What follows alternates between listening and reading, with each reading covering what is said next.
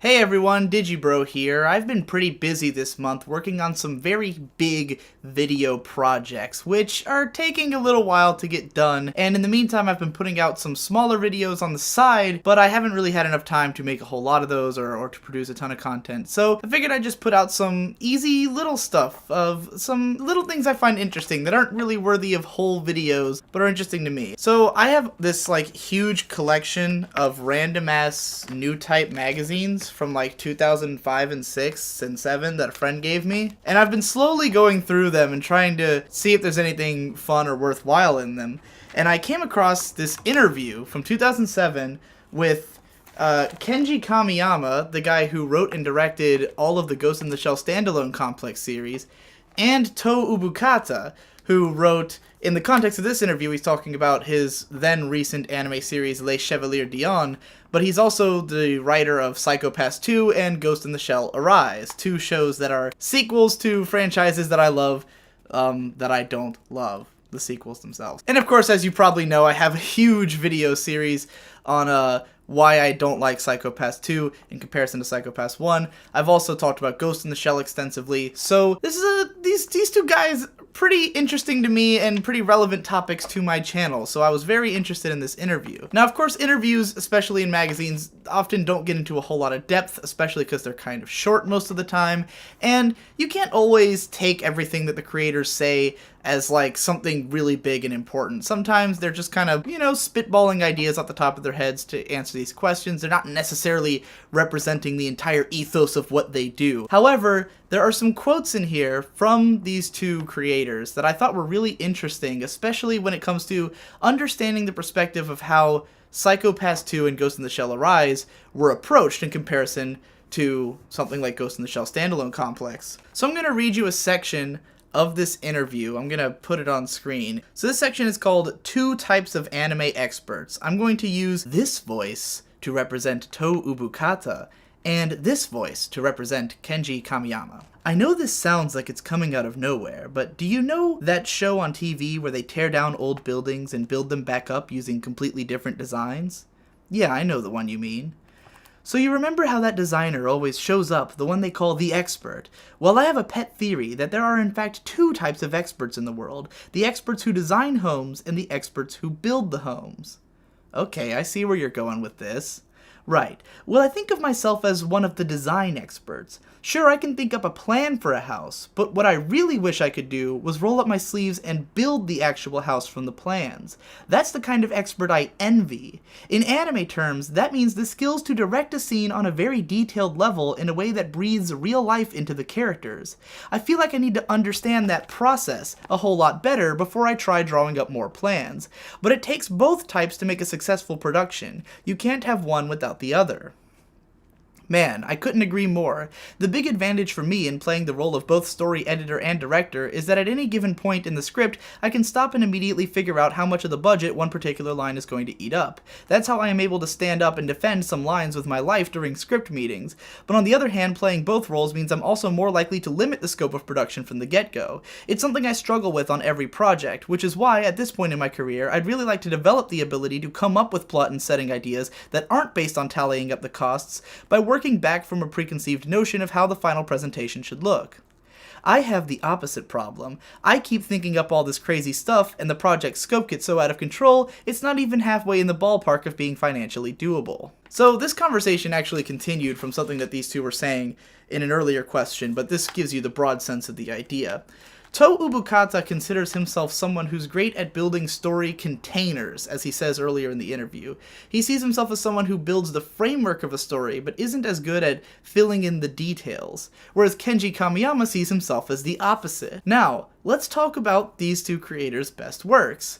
To Ubukata's arguably better, or at least more critically acclaimed works, was his earlier stuff like Marduk Scramble and Les Chevaliers d'Eon, stories where he came up with the whole idea of the story, and the execution of those isn't necessarily all that great. Marduk Scramble, I've read the books, and the dialogue's kind of corny, and the ways that scenes play out are kind of corny, but I get where the ideas are coming from, and that's what makes it interesting. Kenji Kamiyama, meanwhile, was working on Ghost in the Shell, which already had the framework of being built from the manga. The original author had already put most of these ideas into the story. What Kamiyama did so beautifully with Standalone Complex was to take the core ideas of the manga, and even some of the stories and their structures, and then retool them to work in animation, and to be part of this bigger, more intricate plot that he came up with that really expanded on the Ghost in the Shell universe and ideas. So then, we get these two creators who both say that they kind of envy the way the other does things, and both of them end up working on the opposite kind of shows.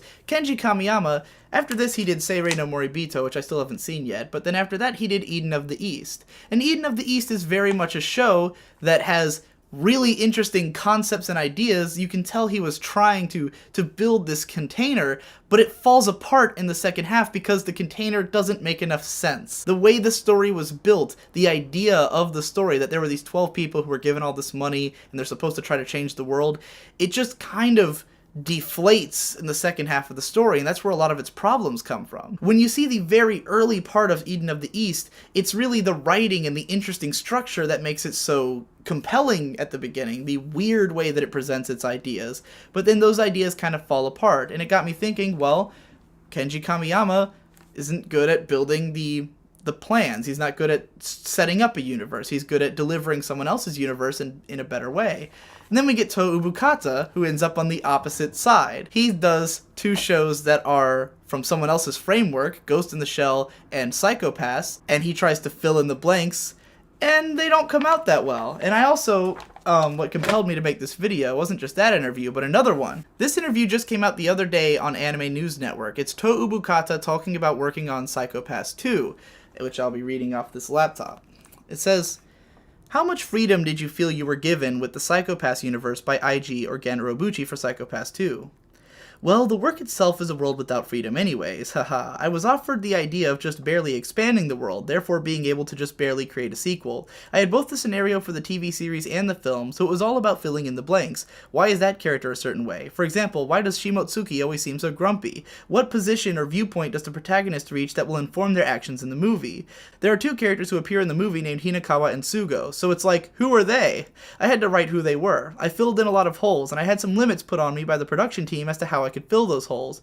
I also thought that if I didn't put other new characters in, things wouldn't make sense. There's a character called Kamui who appears to reveal a flaw in the civil system that shows the system might disappear in the future. Because this was pointed out in Psycho-Pass 2's story, the story of the film is upgraded. Was it a fun creative challenge, or more stressful or frustrating to create a standalone sequel series like that? The time on the production was really short, so it was difficult. However, as much difficulty as I felt, I was able to have meetings with the director, Gen Urobuchi, Nitro Plus, the producer, and others with a sense of tension.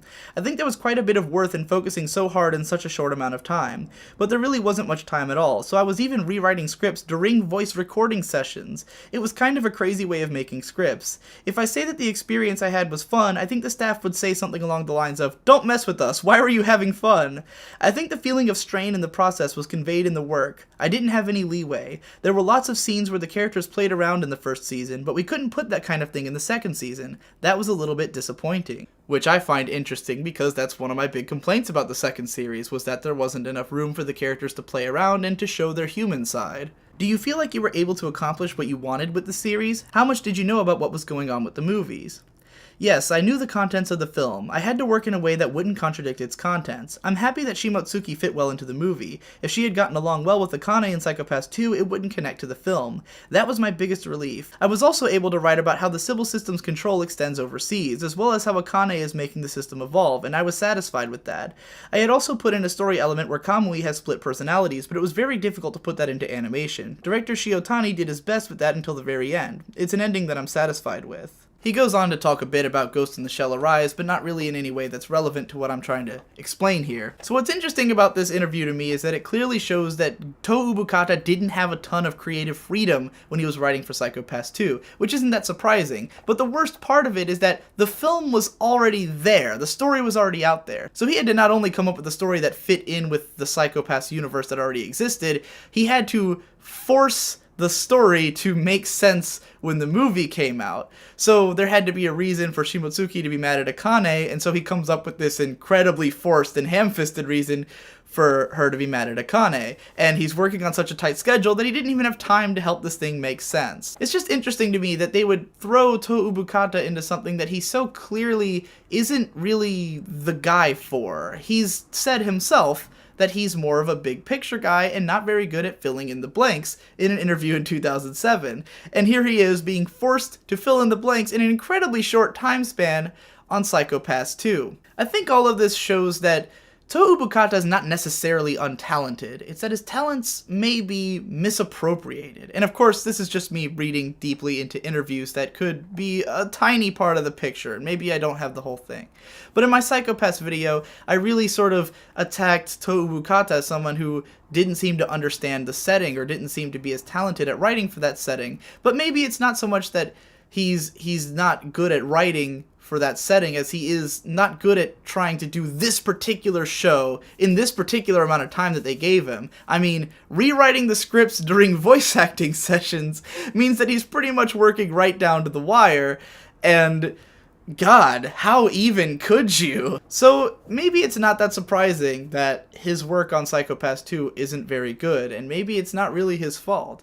I'm curious to know if he'll do something better in the future. Of course, I also think that Ghost in the Shell Arise is very lacking, and I think he was given a lot more freedom on that, and he talks about it more energetically, but even that is nowhere near as bad as Psycho Pass 2, so who knows? I just thought this was a really interesting set of interviews to happen upon in direct succession. I literally read that in the magazine and then just happened to see it on Anime News Network, so yeah, interesting stuff. I hope you'll agree, and I hope you'll stick around for more videos.